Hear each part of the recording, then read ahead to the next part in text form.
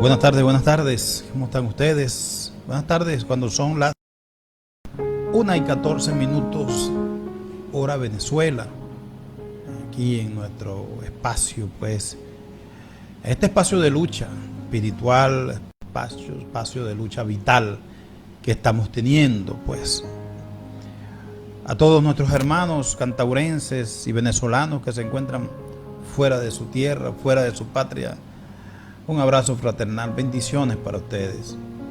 Cuídense mucho, cuiden a su familia y las que las tienen aquí no se olviden de ellas. Hay que ver el dolor de una madre cuando debe de ver partir a un hijo. Cuántas muertes no han sobrevenido con las familias separadas. Es un proceso profundamente doloroso, familiarmente doloroso, moralmente doloroso. Dios los bendiga a ustedes, mis hermanos. Está en nuestro corazón, pues, desearle el mayor de los consuelos y una gran recomendación. Tratar de ir arreglando sus cuentas aquí. Todos nosotros tenemos cuentas que arreglar, cuentas que saldar. Hay que arreglar las cuentas, ajustar las cuentas con Dios. El Señor es un Dios de orden y nos dice que debemos de ordenar las cosas. Lo que sea, lo más doloroso que sea, nosotros tenemos que arreglarla. Porque no sabemos en qué momento el ángel de la muerte nos toca. Y los tiempos son cortos, hermanos, los tiempos son cortos. La cantidad de hechos y de acontecimientos que están en pleno desarrollo nos dicen, pues, que estamos en tiempos rápidos, en tiempos cortos, y cuando uno tiene el tiempo corto, pues debe de afianzarse en el cumplimiento de la palabra, en la piedad, en la bondad, en el dominio propio, en ir ajustando su vida para el momento de la partida, y en ese momento de la partida ir al encuentro con el Señor.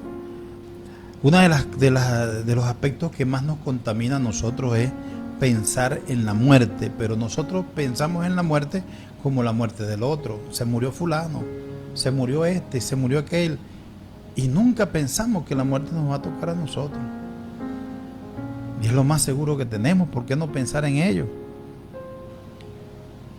Pues debemos de exhortarnos a nosotros mismos para que en ese momento de la muerte física, cuando ya se acabe este negocio que hay entre el alma y el cuerpo, cuando ya se acabe ese trato, el alma, nuestro espíritu, nuestra alma abandona este cuerpo y va a ser recibido por algo y por alguien. Nosotros debemos de desear siempre y de fortalecernos siempre de que queremos ser recibidos por nuestro Señor Jesucristo y el Creador. Pero lamentablemente eso no funciona así.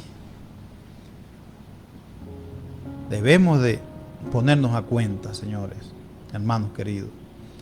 Hoy tengo la inquietud, el Señor puso la inquietud en mí de revisar un espacio histórico. Y como yo siempre les digo y le pido, pues, a mis hermanos evangelistas, pastores, traten de llevar la palabra como Jesús. A veces vemos, hermanos predicadores que se enredan en la tecnicidad de la palabra, se enredan en la hermenéutica y en la yo no sé qué náutica, y al final es un pueblo llano que necesita ser alimentado de la palabra del Cristo de la gloria. Siempre le digo a mi hermano Rómulo, tenemos un problema. El problema es que nosotros decimos ser como Cristo, deseamos ser como Cristo, creemos ser como Cristo, pero no estamos dispuestos a hacer las cosas que Cristo hizo. ¿Por qué usted cree que nuestro Señor Jesucristo enseñó con parábolas? ¿Por qué? Era porque no tenía la profundidad, era el Dios hecho carne. El único ser humano en quien no se halló pecado. Lo más puro que ha pisado esta tierra.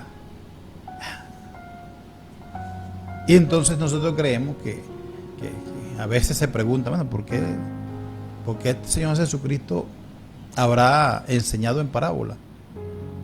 Claro, porque Él sabía que era la forma más sencilla, diáfana, clara, de dejarle el conocimiento al pueblo. Hermanos, evangelistas, hermanos, no nos enredemos en tecnicismo. Al pueblo no le importa el tecnicismo.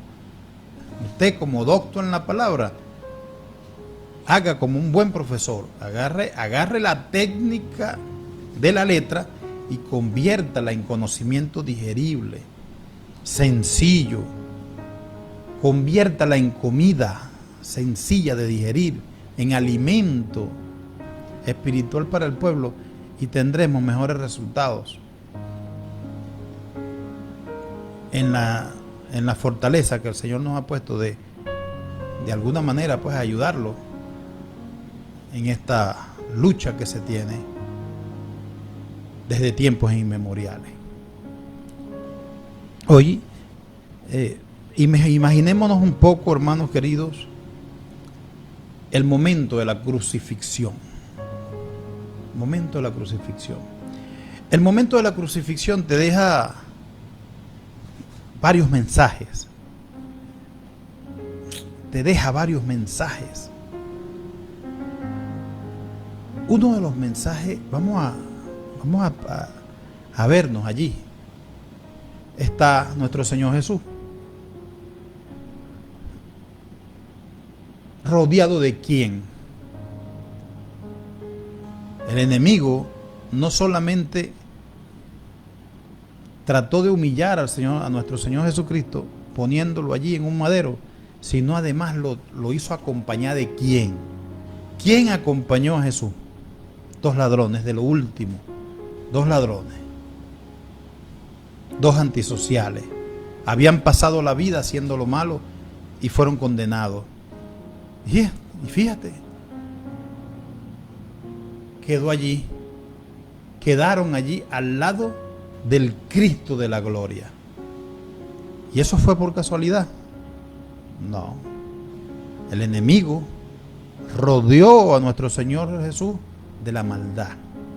Hasta en el último momento quiso humillarlo, porque no lo puso al lado de otros santos. No, lo puso al lado de la maldad, de 2 malos, de 2 individuos que tenían pecado, que habían sido señalados y condenados. Entonces, ahí nos detenemos un poco para generar el mensaje, estimados hermanos y hermanas. El mensaje es que donde haya un ser de luz, el diablo se va a encargar de rodearlos de maldad. De rodearlos de maldad y hacer que la maldad le hable a ese ser de luz. Por lo tanto, hermanos queridos, en el sitio donde usted esté proclamando el evangelio del arrepentimiento, la palabra del Cristo de la gloria, el legado de nuestro Creador, en ese sitio, bien sea en su trabajo, bien sea en su casa, bien sea donde sea, siempre se le va a levantar alguien y lo va a señalar y le va a recordar cosas, le va a recordar su pasado, le va a recordar cualquier aspecto negativo de su vida. Cuando pase eso, recuerde esa enseñanza de que cómo fue la circunstancia de nuestro Señor Jesucristo en el madero. Lo llenó de infamia, lo llenó de cosas negativas. Al lado de nuestro Señor Jesucristo colocó a estos 2 individuos para que lo contaminaran. Entonces quisiera dejar hermanos, nuestra consideración muy respetuosa de que allí en ese momento se genera una reflexión para nosotros. La reflexión es: donde está la luz, el diablo siempre tratará de colocar signos de oscuridad. Uno de los ladrones que tiene a su lado a nuestro Señor Jesucristo, ¿qué hace? ¿Qué hace? Y ahí se genera otro mensaje que es interés de este espacio de resaltar. ¿Cuál es el otro mensaje? El mensaje es que la maldad se dirige al Cristo de la gloria, viéndolo según él en un momento de debilidad, y le dice: sálvate pues, llama a tu Padre para que envíen ángeles y arcángeles para que te salven, tú que no eres el rey. Y se burla de nuestro Señor Jesucristo. Y ahí se genera otro mensaje, estimados hermanos. ¿A cuánta gente no le ha llegado usted a su casa tocándole la puertica? Mire, que vengo a hablarle de la prosperidad en el Señor. Y la gente lo primero que le ve es la pinta al hermano predicador. Anda a pie, con unos pantalones, está limpiecito, pero pobrecito. Me va a venir a hablar de predicador a mí. Eso lo dice mucha gente. Y ese mensaje, cuando usted esté así, envuelto en un orgullo, y vaya a restregarle a otro que le venga a hablar del evangelio bueno, acuérdese de ese momento que pasó nuestro Señor Jesucristo. En ese momento donde el ladrón le dijo: ¿qué vas a estar tú salvándote si tú estás peor que yo? El momento de la incredulidad, el momento de la exaltación propia, y el tipo se está exaltando por encima de eso. Mira, inclusive igualándose. No, chicos, aquí estamos iguales, los dos nos vamos a morir. Se genera un mensaje, porque nosotros todos los días nos encontramos gente que nos compara, nos subestima, nos humilla por razones materiales. ¿Qué me vas a hablar tú de prosperidad si andas arruinado? Algo así. Resulta que no sabemos que esa persona que te viene a hablar del Cristo es feliz, está en paz y está trabajando por su salvación. Y nosotros con esa conducta lo que estamos trabajando es por la perdición. Lo mismo que pasó con este ladrón. Trabajaba en ese momento por su perdición. Si ya la tenía asegurada, terminó ganándosela. Terminó de asegurarla cuando renegó del Cristo de la gloria. Es importante resaltar, estimados hermanos, estos mensajes, porque son las entretelas de momentos importantes que vivió la humanidad por intermedio de la experiencia de nuestro Señor Jesucristo. Fíjate, primero lo que hace el demonio, igual que en el monte cuando lo atacó, tratándolo de tentar, en este momento lo rodeó de la maldad, le puso 2 ladrones allí. Y uno de ellos le habló y trató de horadarle pues en su fortaleza. ¿Qué te vas a salvar tú si tú estás igual que yo? No calculando este ladrón que el Señor a quien él sirve tiene poder, pero todo el poder lo tiene el Creador. Y era necesario que se cumpliera las Escrituras.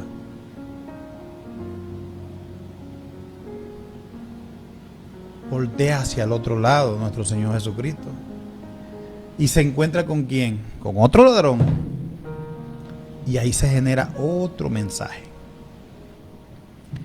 ¿Qué le dice este ladrón? Señor, no le hagas caso. Déjalo en su perdición, Señor. yo te creo. Yo creo que eres el Hijo, el Mesías. Acuérdate de mí en tu reino cuando estés con tu Padre.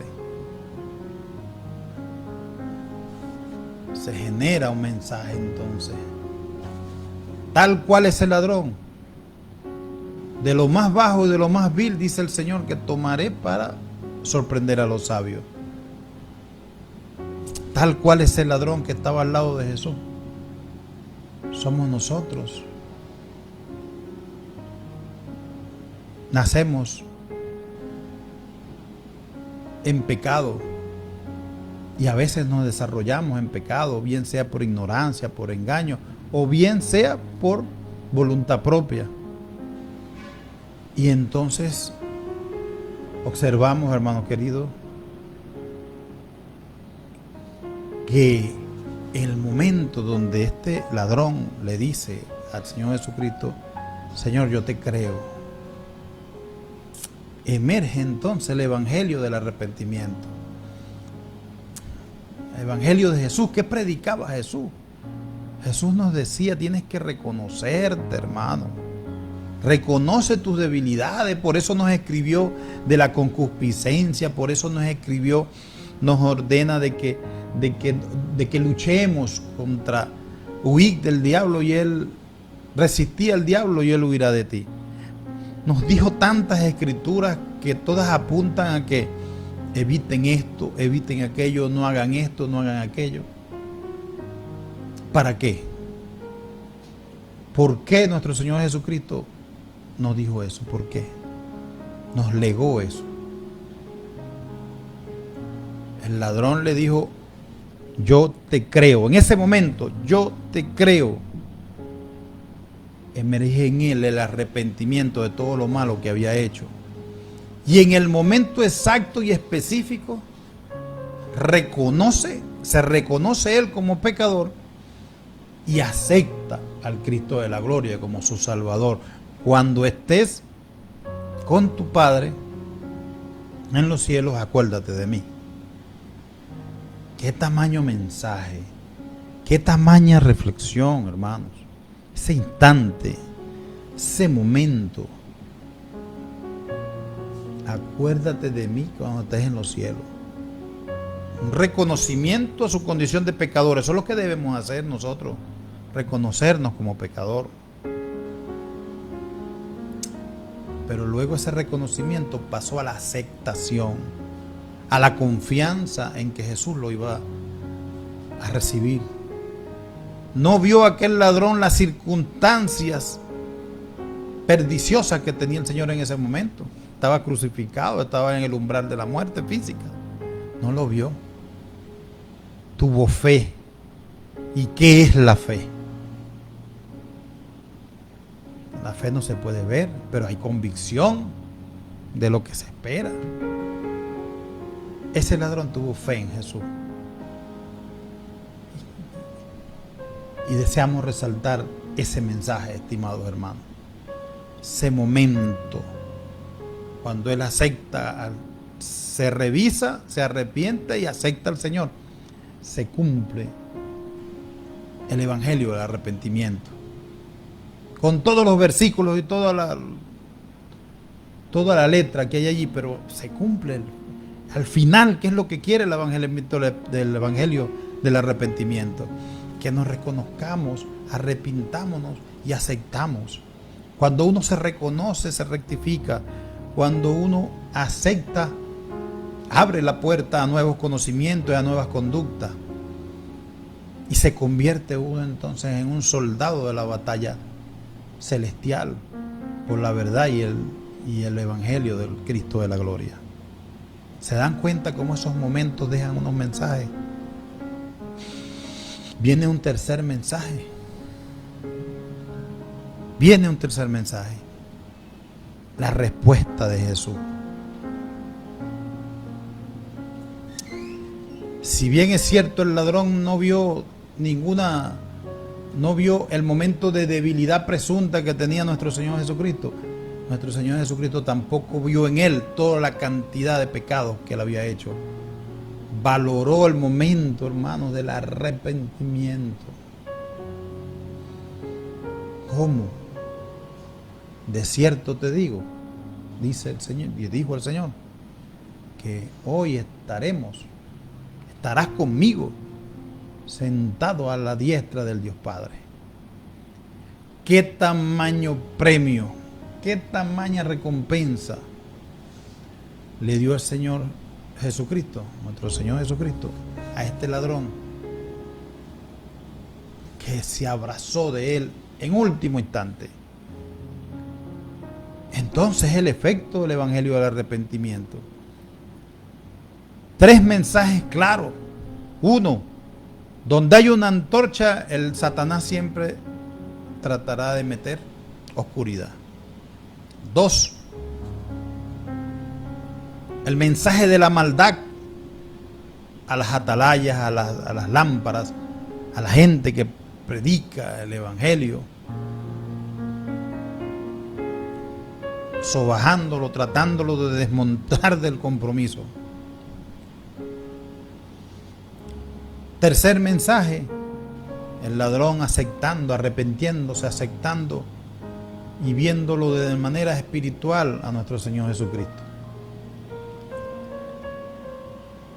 4 mensaje, el Cristo de la gloria, nuestro Padre Celestial, abriéndole los brazos a ese hombre arrepentido y aceptante de su gloria, y le dice: no te preocupes, que hoy estaremos al lado de nuestro Padre. Qué hermoso aprendizaje el momento de la crucifixión. Ese momento, ese espacio. En la crucifixión pasaron muchas cosas, pero allí tuve el sentir de rescatar estos momentos, porque nosotros debemos de estar claros de las cosas que nos pasan. Cuando usted está en un sitio y empieza a predicar o simplemente tratar de hacer las cosas correctas, siempre habrá alguien, mira, que te trate de sobornar, que te trate de desviar. Acuérdate del ladrón que le decía a Jesús: ¿qué vas a hacer si tú eres igual que yo? Pero también acuérdate que siempre habrá otro que te diga: no hagas eso, hermano. Ay, no es. Ese es el otro arrepintiéndose y diciendo, admitiendo la importancia de Cristo en su vida y poniéndole en sus manos el destino espiritual posterior después que ya muriera. Unos mensajes que deben ser digeridos como palabra de vida, como se llama este programa, Palabra de Vida. Palabra de Vida por Cristiana 91.1 FM. Entiendo yo ahora por qué mi Señor tenía en mi sentir hacer el cambio de denominación rápida. No era para tranquilidad, mi hermano Rómulo. Era el Señor preparándonos para la batalla. Para todos. Y nosotros hemos aceptado el reto. Nosotros hemos aceptado, no el reto, la designación de esta situación que nos lleva pues a ser soldados del Cristo de la gloria y su palabra. Hoy hemos querido hacer, hoy es 30 de agosto del 2023, cuando son las 1:38 horas de Venezuela, hemos querido pues dejar este testimonio como palabra de vida. Será hasta una nueva oportunidad donde tengamos nuevamente pues la oportunidad de conversar. Habló para ustedes su hermano en Cristo, Richard Monteverde. Al frente de las consolas de sonido, hermano Rómulo Rondón, en nombre de todos, de toda la gran familia de Cristiana 91.1 FM. Cuídense mucho, Dios me los bendiga y los guarde.